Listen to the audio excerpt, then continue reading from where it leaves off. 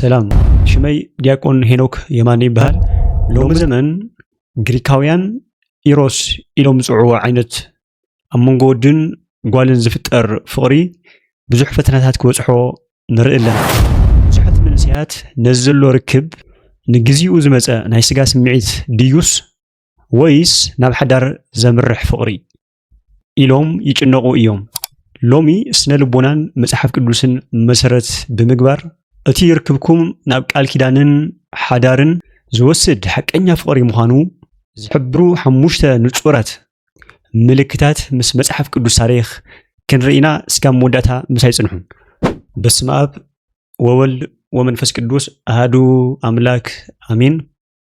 አሜን። ነዚ ዕለት እዚ ነዚ መዓልቲ እዚ ባሪኹ ቀዲሱ ዝሃበና ናይ ቦታት አምላኽ ናትና አምላኽ እግዚአብሔር ስሙ ንዘለዓለም ዓለም ዝተኸበረን ዝተመስገነን ይሁን። ናይ ክርስቶስ ቤተሰብ ናይ አምላኽ ጸጋን ምሕረትን ሰላምን ምስ ኩላትና ይሁን። ከም አምላኽ ፍቃድ ሎማዓንቲ ኣብቲ መእተዊ ዝነገርኩኹም ሓሳባት ሒዘ መጽእ ኣለኹ። ከምኡ ድማ ናተይ ትሕዝቶ ኩሉ ግዜ ንኽበጽሐኩም ሳብስክራይብ ብምግባር ቤተሰብ ኩኑ። እዚ ዘለናዮ ግዜ ሕቲና ዝተፈላለዩ ዓይነታት ፍቕሪ ንርኢና ማለት እዩ። ስለዚ ፍቕሪ ማለት ወይ ከዓ ሓዳር ናብ ሓዳር ዘምርሕ ፍቕሪ መጀመርያ እግዚአብሔር አምላኽ ከም ዝባረኾ ክንርዳእ ይግባእ ማለት እዩ። መጀመርያ ጎይታና መድሓኒትና ኢየሱስ ክርስቶስ ወዲ 30 ዘመን ኮይኑ ምስ ተጠመቐ ቀጥታ ዝኸደ ናብ ቃና ዘገሊላ እዩ ድማ መርዓ ከም ዝባረኸ ማለት እዩ። ስለዚ ሓደ ሰብ ካብዞም ክልተ ህይወት እዚኦም ክወፅእ ኣይኽእልን። እቲ ሓደ ናይ ሓዳር ህይወት፣ እቲ ካልኣይ ድማ ናይ ምንኩስና ወይ ከዓ ናይ ብሕትውና ህይወት። ነዚ ንምብራኽ ድማ ጎይታ መድሓኒት ኢየሱስ ክርስቶስ ምስ ተጠመቐ ናይ ወንጌል ኣገልግሎቱ ቅድሚ ምጅማር መጀመርያ ናብ ቃና ዘገሊላ ብምኻድ ንመርዓ ባረኸ። መጀመርያ መርዓ ወይ ከዓ ሰብኣይን ሰበይትን ሓዳር ዝፈጠረ እውን ንሱ ጎይታ መድሓኒት ኢየሱስ ክርስቶስ እዩ፣ ኣምላኽና እግዚአብሔር ማለት እዩ። ከምኡ ድማ እቲ ካልኣይ ህይወቱ ድማ ቀጥታ ቃና ዘገሊላ ምስ ኣበለ ናብ ገዳመ ቆሮንጦስ ወይ ናይ ብሕትውና ናይ ምንኩስና ህይወት ከም ዝባረኾ ንርኢ ማለት እዩ። ስለዚ ሓደ ወዲ ሰብ ካብዞም ክልተ ላይፍ ወይ ከዓ ካብዞም ክልተ ህይወት ክወፅእ ከም ዘይኽእል ንርዳእ ማለት እዩ። እዚ ኣምላኽ ዝባረኾ ነገር ንምርካብ ንምእታይ ድማ ሰብ ነናይ ባዕሉ ዝኾነ ናይ ዕድመ ወቕቲ ኣለዎ ማለት እዩ። ዝፍለጥ ሰብ 4 ወቕታት ኣለዎ። ናይ ነፋስ ጊዜያት ኣለዎ፣ ናይ ነፋስ ጊዜ፣ ናይ እሳት ጊዜ፣ ናይ ማይ ጊዜ። እዞም 4 ባህርያት ነናይ ባዕልቶም ዝኾነ ፀባይ ኣለዎም ማለት እዩ። እዚ እቲ ናይ ነፋስ ጊዜ ወይ ድማ ናይ ቆልዕነት ጊዜ ምስ ሓለፈ ናይ እሳትነት ዘመን ይመጽእ ማለት እዩ። ኣብዚ ናይ እሳትነት ዘመን እዚ ናብ ስራሕ ትጅምረሉ፣ ናብ ሓዳር ትሓስበሉ፣ ናብ ፍቕራዊ ዝምድናታት ተኣትወሉ ጊዜ እዩ። ኣብዚ ድማ መብዛሕቲና ኣብዚ ዕድመ እዚ ዝተፈላለየ ናይ ፍቕሪ ስምዒት፣ ናይ ሓዳር ናይ ምግባር ስምዒት ዝመፀና ማለት እዩ። እሞ ብምሕሳብ ድማ መጻምድቲ ኣብ ምእላሽ፣ መጻምድቲ ኣብ ምድላይ ንነብር። እዚ ተፈጥሯዊ ዝኾነ ጸጋ እዩ ማለት እዩ። እዚ ድማ ቦታት መርዓ ወይ ድማ እዚ ፍቕሪ ዝበሃል ነገር እቲ ዓብይ ጊፍት ናይ ኣምላኽ ኢሎም ዝሓስብዎ ማለት እዩ። እቲ ንኣዳም እቲ ዝዓበየ ጊፍት ዝሃቦ ወይ ከዓ ከምዚ ናይ ዘመን ኣገላልፃ ሰርፕራይዝ ዝበሃል ንኣዳም ሰርፕራይዝ ዝገበሮ ሄዋን እዩ ማለት እዩ። ስለዚ ኣብዚ ዘለናዮ ናይ ወጣት ጊዜ እቲ ዓብይ ኣምላኽ ዝሃበና ጸጋ እቲ ናይ ፍቕሪ ጸጋ፣ እቲ ናይ ምጽማድ ጸጋ ማለት እዩ። ምንኩስና ዝደለየ ካልእ ዓይነት ብሕትውና ዝደለየ እቲ ንክርስቶስ ዝደለየ ድማ ናይ ባዕሉ መንገዲ ኣለዎ ማለት እዩ። ኣብዚ ድማ እዩ እዚ ኣምላኽ ዝፈቐዶ እግዚአብሔር ዝፈቐዶ ተፈጥሯዊ ዝኾነ ነገር እዚ ስምዒት እዚ ጌጋ መንገዲ ብምኻድ ናብ ብዙሕ ጥፋታት ዘምርሑ ኣለዉ። እቲ ትክክለኛ መስፈርቲ ሒዞም ድማ ናብ ሓዳር ዝወፅሑ ሰባት ኣለዉ ማለት እዩ። ምክንያቱ ኩሉ ግዜ ሰይጣን ኣብቲ ዝተዋሃበና ኣምላኽ ዝሃበና ጊፍት፣ ኣብቲ ኣምላኽ ዝሃበና ውህብቶ ወይ ይውስኽ ወይ ይቕንስ ማለት እዩ። ኩሉ ግዜ ስምዒታትና ክንንበቦም ይግበአና። ካብቲ ዝተዋሃበና ናቹራሊ ካብቲ ዝተዋሃበና ሕጊ ብጣዕሚ ክንቅንስ የብልናን፣ ብጣዕሚ ድማ ክንውስኽ የብልናን ማለት እዩ። እና እዚ ፍቕሪ ዝበሃል ነገር ድማ ኣብ ዘመን ክትሪኦ ከለኻ ሰይጣን ብጣዕሚ ዝወሰኾ ዘየድልዩ ባዕዳዊ ዝኾኑ ነገራት ዝወሰኾም ነገራት ኣለዉ ማለት እዩ። ሕጂ እዞም ሰይጣን ዝወሰኾም ኣጉላት ስምዒታት እንተወሲኽናዮም እዚ ነገር እዚ ናብ ሓዳር ኣይበፅሕን ማለት እዩ። ስለዚ ናብ ሓዳር ከብፅሑ ዝኽእሉ 5 ንጹራት መንገድታት ካብኣቶም ቁፅሪ 1 ካብ ስጋዊ ስምዒትን ንላዕሊ ንመንነትን ክብርን ቀዳምነት ዝህብ ኣፍቃሪ ማለት እዩ። حقኛ ፍቅሪ ቅድሚ ሓዳር ዝግበር ናይ ስጋ ፍትኮት ኣይዕድምን ሓደ ሰብ ንዓኻ ኣፍቂሩ ተመጺኡ ሓደ ሰብ ንማንነትካ ኣፍቂሩ ተመጺኡ ከም እንስሳ ናብ ስጋዊ ስምዒት ጥራሕ ጎይ ኣይኽእልን ማለት እዩ እንስሳ ብዝተራኸብዎ ናይ እንስሳ ኸማን ስርዓት ኣለዎ እዚ ድማ ሰብ ግዳይ ናይ ኣምላኽ ስርዓት ክኽብር ኣለዎ ተፈጥሮውን ሰብኣውን ዝኾነ ሕጊ ኣለዎ ማለት እዩ ስለዚ ሓደ ሰብ ብስምዒት ንምርካዕ ንስምዒቱ ክብል ዝቐርበካ ተኾይኑ እቲ ሰብ እሱ ስምዒቱ ምስ ተወድአ ዝደልዮ ነገር ምስ ረኸበ ንዓኻ ንቁም ነገር ንሓዳር ኣይደለይካን ማለት እዩ መብዛሕትኡ ግዜ ሓት ይፋለጡ ምስ ተፋለጡ ብስጋዊ ስምዒት ሕጋዊ ዘይኮነ ነገር ምስ ገበሩ እቲ ሓዳር ፍቅሪ ክቕፅል ይኽእልን ማለት ስለዚ ኣብዚ ወጣት መናእሰይ ክነስተውዕል ዝግበአና ናብ ሓዳር ንሓስብ ተኾይና ናብ ቁም ነገር ንሓስብ ተኾይና ቀዲምና ብስምዒት ዘይኮነ ኣብ ፍቓድ እግዚኣብሔር ዝተመስረተ ርክብ ክንፍጽም ይግበአና ማለት እዩ ስለዚ ንመነትካን ክብርኻን ሰብነትካን ኣኽቢሩ ዝመፀ ናብዚ ትክክለኛ ዝኾነ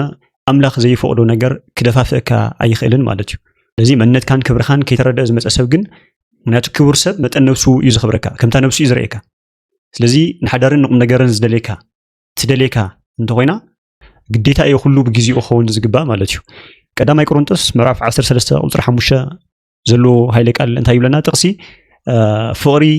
ኣይተስተሓፍርን ዘይግብኦ ኣይትገብርን ናይ ባዕላ ዘይናይ ባዕላ ኣይተናድን ስለዚ ትርጉም ፍቕሪ ማለት እዚ ማለት እዩ ዘይናትካ ዘይምላይ ንሰብ ምብዳል ዘይምላይ ኣብ ርእስኻ ክበፅሐካ ዘይደል ነገር ዘይትደልዮ ነገር ንሰባት ዘይምግባር ማለት እዩ ስለዚ ድማ ብዙሓት ፍቕረኛታት ፍቕሪ ይጅምሩ እናቲ ናብ ሓዳር ከብፅሖም ዘይኽእል እቲ ዓብይን ቀንድን ምክንያት ድማ ቅድሚ ሓዳር ዘሎ ስጋዊ ርክብ ማለት እዩ ምክንያቱ እሱ ኣምላኽ ዝፈቕዶ ኣይኮነን ሰይጣን ዝምፅኦ ሰይጣን ዝወስኾ ስለዝኾነ ቤተክርስትያን ናይ ባዕላ ስርዓት ኣለዋ ስለ ተኽሊል ስለ መርዓ ሓደ ጓልን ወድን ማዕስዮም ርክብ ክፍፅሙ ዝግባእ ማዕስዮም ብሓደ ክነብሩን ክድቅሱን ዝግባእ ናይ ባዕላ ሕጊ ኣለዋ ማለት እዩ እዚ ሕጊ እዚ ብምጥሓስ ገና ከይተመርዑ እናሃለዩ ብሓደ ዝነብሩ ብዙሓት እዮም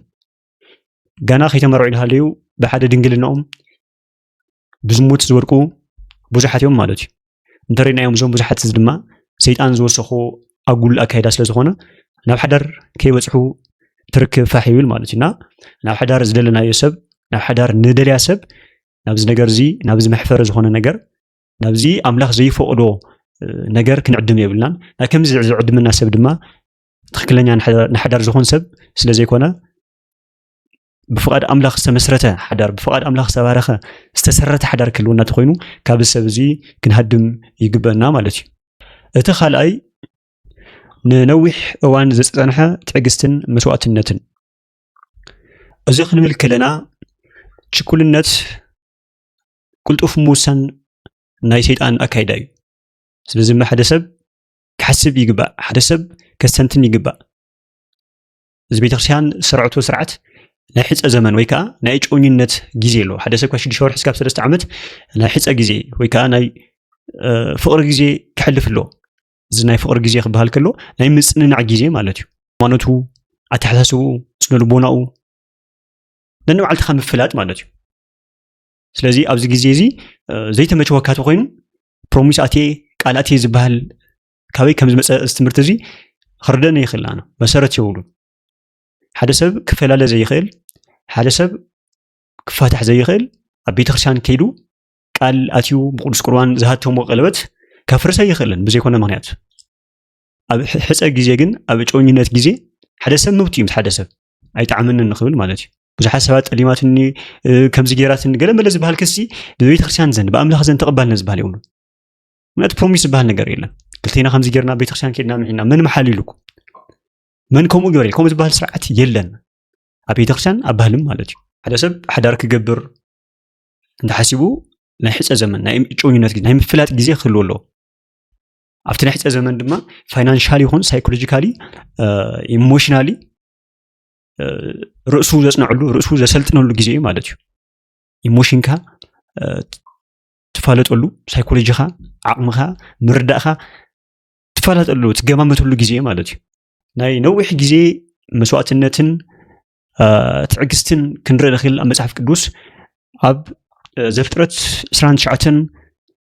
ካብ ቁፅሪ 20 ዘሎ ቃል ክንረአ ከለና ናይ ያዕቆብን ናይ ራሄልን ፍቅሪ ማለት እዩ ታሪክ ዘክንብቦ ከለና ሙሉእ ኣቲኹም ክትንብቦ ትኽእልኹም ማለት ኢና ንራሄል ክብል ኣብ ናይ ላባ ገዛ ክንደይ ዓመት ከም ዝተገዛ ያዕቆብ ንፈልጥና ማለት እዩ 7 ዓመት ዝኣክል እንደገና 7 ዓመት በዚ ግን ፍቅሪ ስለ ዝነበሮ ብስምዒት ዘይኮነ ኣጉል ዝኾነ ከምዚ ናይ ሕጂ ቀለለል ዘይኮነ በሰንኪ ዓብይ ፍቅሪ እተን 7 ዓመት ሂደት መዓልታት ኮይነን ተሰሚዕና ይብልኒ ያዕቆብ ማለት እዩ እዞ ከምዚ ሕጂ 7 መዓልቲ ብቐንዛ እኽሊ ብምሳእን ገለመለ ዝብል ኣጉል ሰይጣን ዝወሰኹም ነገራት ኣሎ ናይ ሕጂ እኮ ሓደ ሰብ ፍቂረት ኢሉ ምግቢ ዝዓፅኦ ሓደ ሰብ ቤተክርስትያን ጠጠው ኢሉ ስለቲ ሰብ ይሓስብ ብሰድኡ መሰብኡ ኮይኑ ከውግዕ ይኽእልን ኣብዚ ኸደ ኺዱ ንሰከንድ ኣምላክ ኣማን ከምኡ ክሳውሰ ይኽእልን ማለት እዩ ስለዚ እዚ ስምዒት እዚ ክንፈርሖ ዝግበአና ሰይጣናዊ ዝኾነ ስምዒት እዩ بفقد أملاك ويكا بفقد إجابير زي تمسرته فوري مالتي أيوة على زخونة تعمل له حالة فوت وسب تحسب كلها دس بلك حجوس دس بلك منفس له ناقن نزنا جرزجن بفقد إجابير بسألوت زي تحلو تقولين جن زي كونه سمعتات بموسخ سيطان نو أقول زخونة من جدي نو أقول زخونة مجرشام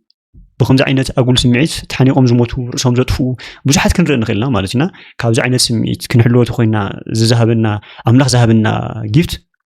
بسألوت كنحلوه يقبلنا مالتي زيك دز أكل كتب زخاء يعقوب تزنورو نيرهيل فوري فتصوم زخونة سلا زخونة مالتي نيسب النت فوري ناتمن النت فوري سلا زنوري مالتنا كلاتنا دما مانيس كخن زاكل عمت كتصمم كعقس خل ابز حج زلنا يجزي انا ختزنعو غيزي ساعات كازي يخل زدافئكا نياتو زدافئ بقلطف زاتي تاي كل غزي ابوتات كسرحولو بسوايم سرحو كل غزي فقد املاخيم زقدمو سواي بمئتاي بصلوت املاخ بمطياق يوم غزي زو نزخون عينت ጥያቄ زخون عينتنا ህይወቶም ውሳነ ቅድሚያ ንኣምላኽ ኢሎም እዮም ዘመኽርዎ ንኣምላኽ እዮም ጥይቁና እዚ ግዜ ዝነሕፀ ግዜ ናይ ጮኝነት ግዜ ንኣምላኽ ንጥይቀሉ ባዕልትና ንጸናንዕሉ ከምኡ ድማ ብስራሕ ክኾን ይኽእል ብቢዝነስ ክኾን ይኽእል ከምብረና ዝኽእሉ ነገራት ንስብስበሉን ንሰርሐሉን ግዜ ማለት እዩ ነዚ ዕድል ዘይበካ ፍቅረኛ ትክክለኛ ናብ ሓዳር ከምርሕ ኣይኽእልን ማለት እዩ እቲ ሳልሳይ ፍጹም ናይ ልቢ እምነትን ውሽጣዊ ሰላምን زهبكا فقرنا حقኛ فقري مستسب كتهلو خلخا عبي ناي سلامن مرغغعن سمعيتي زفطرلكا ابز حجو نرخ لنا كن كنرخب كلنا خمي كم نبل سب كزارب يخلنكو نفاسكا يقرارصكا ناي مفرح ناي مدنكاس منم عيني ناي سلام سمعيتي يبلخان دون كاو تراخيبكا سمعك سمعي تراحيكا غزاها خنكا سنس تغورو ينعخا مور مقرزبكا مالتي كوم عينت اكايدالو مالتي قدما يوحنس ምዕራፍ 4 ቁጥር 18 ግን እንታዩን አፍሪ ፍርሓት ይልዎን ፍጽምቲ ፍቅሪ ላ ንፍርሓት ተውጽኦ እምበር ማለት ነው ትክክለኛ ዝኾነ ካብ ኣምላኽ ዝኾነ ፍቅሪ ናይ ውሽጢ ፍርሓትካ ኣውጽኡ ምትሰብ ክትራኸብ ከለኻ ምርግጋዕን ሰላምን ዝበካት ኮይኑ ትክክለኛ ፍቅሪ ኾን ዝኽእል ማለት እዩ እቲ ፍርሓትን ስጋኣትን ክፈጥረልካ ዝኽእል ግን ግልጸኝነት ስለዘለ እዩ ምምሳል ስለዘለ እዩ ክልቲኻ ትቀርብ ብትክክለኛ ዝኾነ ማንነትካ ዘይኾነ ኣምሲልካ ናትካ ዘይኮነ ነገር ብምምሳል ስለትቀርብ እዚ ከዓ እንታይ ዓይነት ውጽኢት የምጽእ ምጥርጣር ቅንኢ ስጋኣት ናይ ልቢ ዘይምርግጋዕ ከምጽ ይኽእል ኮንፊደንስ የብልኻን ማለት እዩ ስለዚ ትክክለኛ ፍቅሪ ግን ፍርሕ ይውሉ ናቱ ስኻፈት ይኻዮ ዘለኻ ናቱ ማንነት ስኻፈት ይዘሉ ናትካ ማንነት ስለዚ ኣብዚ ኣብ ምምሳል ዝተመስረተ ፍቅሪ ተኮይኑ ኣስመሳይነት ዘይኮነ ባህርካ ተላቢስካ ትቃረብ ትኾንካ ዘይብለካ ለኒልካ ትቃረብ ትኾንካ ያው ንድሓርነት ሓዳርውን ኣጋጣም ተኣቲኸውን ፈተና ይዝኾን ማለት እዩ ትክክለኛ ማንነትካ ብምግላጽ ዝምችወካ ይምቸኒ ዘይምቸይካ ኣይምቸንን ዝብል ግልጽ ዝኾነ ኦዲየንስ ክትፈጥረለካ ማለት እዩ ፋይናንሻሊ ትወድም ዘለዋ ዓቕም ክነግር ይግባእ ስለዚህ ግን ዘይለት ወዲ ዓቕሚ ነታጓል ዘይናቱ ውስብና ዘይናቱ ማንነት ይነግራ ታስቤት ታሳውን ዘይኮነ መልክዕ ዘይኮነ ነገር ዘይኮነ ተሕሳስባ ስለዚህ በሐሶት ዝተመስረተ እዩ ሓደ በከምዚ ዓይነት ትረኸብ ከለኻ ጥርጣረን ሰላም ምስአንን ምርግጋዕ ምስአንን ኣሎ እናቱ ዘይተኸክል ዘይማንነት ካኻት ተላቢስካ ተቀርብ ዘለኻ መጨረሻ ላይ ኣብቲ ሓዳር ምስ ቀረብካውን ግዴታ እዩ ጊዜ ብዙ ሰድጋት ትክክለኛ ማንነት ካናወጽ ይወጽ ታዲያት ማል ከም ዝበልክኒ ትማል ከም ዘይኖርክን ትማል ከም ዘይልካን ከም ዘይገበርካን ዝብል ምግርጫው ይመጽእ ማለትና በዚ ነገር እዚ ዝተመስረተ ፍቅሪ ናብ ሓዳር ክበጽሕ ኣይኽእልን ተበጽሑን መፍራሱ ኣይተርፎን ማለት እዩ እቲ ራብዓይ ኣብ ቅድሚ ስድራቤትን ሰብን ብኽብረት ምዝራብ ማለት ፍቅሪ ብምስጢርን ብምሕባእን ዝኸተ ኮይኑ ብርግጸኝነት ናብ ሓዳር ይበጽሕ ምክንያቱ ንሱ ብምስጢር ንቤተሰብ ከይነገረ ናይ ዕረፍቲ ከይነገረ ዝኸይተሃሊ ካልእ ሓሳቡ ማለት እዩ ንሳውን ሸፊና ተቐርበካ ተሃልያ ስለዚ ትቃረብ ዘለኻ ንግላዊ ጥቕምካ ትኽክል ዘይኮነ ርክብ እዩ ማለት ኢና ንስኻ ንሕፀ ተዘጋጅኻ ንስኻ ንፍቅሪ ኖርማል ፍቅሪ ተሃሊካ ንሰባት ከተፍልጥ ኣለካ ንወለድኻ ግልጽ ዝኾነ ማለት እዩ ግልጸኝነት ዝተመልኦ እጮኝነት ወይ ከዓ ናይ ፍቅሪ ግዜ ክህልወካ ኣለዎ ክልቴኻ ማለት እዩ መጽሓፈ ሩት ምዕራፍ 4 ዘሎ ናይ ቦዔዝ ታሪኽ ክንርኢ ከለና እሱ ምስ ደልያ ቅታ ንኹሉ ይፋሊጥዋ ንቤተሰቡ ነድኡ ንዕረቱ ንኹሉ ንሰብ ማለት ኢና ንሕና ፍቅሪ ተጀሚርና ድማ ንኹሉ ችግር እዩ ኣብ ጮኝነት ግዜ ታሊና ኣብ ናይ ሕፀ ግዜ ኮለና ብሓደ ደልና ኢልካ ንቤተሰብካ ምልላይ ከም ዝበለት ጓል ሒዘለኹ ታጓልም ከም ዝበለ ወዲ ሒዘለኹ ብማል ንዕረኽትኻ እዚ ትክክለኛ ግልጽ ዝኾነን ናይ ፍቅሪ ግዜ ማለት ኢና ብምሽፍፋን ብምትሕባእ ዝኸይድ ኮይኑ ግን እቲ ነገር ዓራቕ ዘይብሉ ሸምጋለ ዘይብሉ ዝኾነ ችግር ክፍጠር ከሎ ከማን ምስክር የብልኻን ማለት እዩ ኣብ ዘለዎ ኣብ ውሽጥኻ ቆርጢምካ ትተርፍ ኣለኻ ማለት ኢና እዚ ንኸይኸውን ትክክለኛ ናብ ሓዳር ክበጽሕ ዝኽእል ግን ምክንያቱ ኩሉ ስለ ዝፈለጦ ትናትኩም ነገር ትናትኩም ናይ ምቁራጽ ምክንያት ብዝተፈላለየ ክትገራጮ ትኽእል ኻናና ክሽምግለካን ሓደ ክገብረካን ዝኽእል ትዝፈለጠ ሰብ እዩ ማለት ኢና ትክክለኛ ናብ ሓዳር ዘመርሕ ፍቅሪ ንቤተሰብካ ግቡእ ብዝኾነ ንቤተክርስትያንም ግቡእ ብዝኾነ ዘፋልጥ ሰብ ማለት እዩ እቲ ሓምሻይ ናይ መጨረሻን ድማ ብሓባር ናብ ኣምላኽ ምቕራብ ማለት እዩ ስለዚ ናብ ኣምላኽ ክንቀርብ ከለና እቲ ሓያልን ብርቱዕን ዝኾነ ትክክለኛ ናብ ሓዳር ብርግጸኝነት ክበጽሕ ዝኽእል ናይ ፍቅሪ ግዜ ብቅዱስ ቁርባን ዝተጀመረ ኾን ከሎ እዩ ማለት ኢና ኩላትና ኣብቲ ናይ ፍቅሪ ግዜ ብሓደ ክንጽሊ ብሓደ ንኣምላኽ ክንጥይቕ ብሓደ ናይ ፍቅሪ ግዜ ክንሕልፍ ብቅዱስ ቁርባን ክንመላለስ ይግበና ማለት እዩ ስለዚ መጠቃለሊ ያው ንዞም ኩሎም ንገብሮም ናይ ፍቅሪ ግዜያት ናይ ርክብ ምንቅስቃሳት ብጸሎትን ብቁርባንን ዝተኸለለ ተኮይኑ እዚ ትክክለኛ ምልክት ብርቱዕ ፍቅሪ እዩ ማለት እዩ ስለዚ ዘለና ርክብ ዝሃብና ናይ ኣምላኽ ጸጋ እቲ ዕድመና ኣብ ዝፈቅዶ ብፍቃድ እግዚአብሔር ዝተመስረተ ብፍቅር እግዚአብሔር ዝተኸለሰ ኣካይዳ ተኸይድና ያው ሳክሰስ ዝኾነ ዕውት ዝኾነ ሓዳር ዕውት ዝኾነ ናይ ፍቅሪ ግዜ ዕውት ዝኾነ ናይ ደስታ ግዜ ንረክብ ማለት እዩ ምክንያቱ ከቢድ እዩ ክንሓስበሉ ዝግበአና ብእውነት ኣብዚ ህይወት እዚ ሞትን ህይወትን ኣሎ ያው ትክክለኛ ተኮይኑ ናብ ህይወት እዩ ዝወስደካ ሓደ ሰብ ሓንቲ ጓል ናብ ህይወት ክእቱ ከሎ ወይ ህይወት እዩ ዝመጾ ወይ ሞት እዩ ዝመጾ ኣዳም ምክንያቱ ሞትን ህይወትን ብጓል ኣንስተይቲ ዝመጽእ በእንተ ሔዋን ተአጽውዖ ተገነት ይብል ወበእንተ ማርያም ድንግል ተርሆ ለነና እቲ ናይ መጀመርያ ናይ ኣዳም ውድቀት ብጓል ከም ዝነበረ ናይ ኣዳም ደስታ ሓጎስ ትንሳኤ ድማ ብጓል ከም ዝኾነ ማለት ኢና ኩላና ደቂ ሰባት በትን ዘለና እዚ ናይ ሓዳር ህይወት ወሳኒ እዩ ኣብ ብስጋዊ ህይወትካ ደስተኛ ኮንካ ተሓሊፍካ ነቲ ናይ ሰማይ ፍረኽ ተፍሪ ትኽእል ሰማያዊ ዝኾነ መዝገብ ክትምዝግብ ትኽእል ደስተኛ ዝኾነ ናይ ሓዳር ግዜ ደስተኛ ዝኾነ ህይወት ተሃሊካ እዩ ህይወትካ እውን ደስተኛ ኮን ዝኽእል ብሓዳር ደስተኛ ዘይኮነ ብምንም ተረኸበ ደስተኛ ኮን ይኽእልን ኣብ ዓለም ዝረኸበ ተረኸበ ማለት ኢና ጽድቂ ክትሰርሕ ትኽእልን ብስጋኻ ክትፍትምታዕ ብትኽእልን ብድሕሪ ሓደ ሳክሰስ ሰብኣይ ጻዕራምና ጠንካራ ሰበይቲ ኣላ ዝበሃል بزي مالتنا بس كها عوت نتكون قال أن سويت ويكا سويتها وسان قدلوا بسمايم صدق نتركب ناسنا يقول نيو على سوها بعيد يسأل له مالتنا زنا جرزي كم قليل نجر جرنا خين حسو كبي نجر سلزقنا دما بيتخشان سرعة صحاب صحيفة تمرتي تمرنا تنجرنا مالتيو ناي سرعة وصوتها بزز راح تقلل اللي يكون بتعامل سفيحو ያው አብዝ መሰረት በመግባር ጥያቄ ወይ ካخملሱ ዝጉቦም ነገራት ክብራህሮ ዝጉቦም ነገራት ሃልዮም ኮሜንት ጽሐፉ ሉማንቲ ዝነበረና መደብ ነዚ ይመስል ነይሩ ናቴ መደብ ኩል ግዜ ነው ጽሐኩም ሰብስክራይብ ምግባር ቤተሰብኩኑ እና ከም ዝበለ ክጠቅም ይኽእል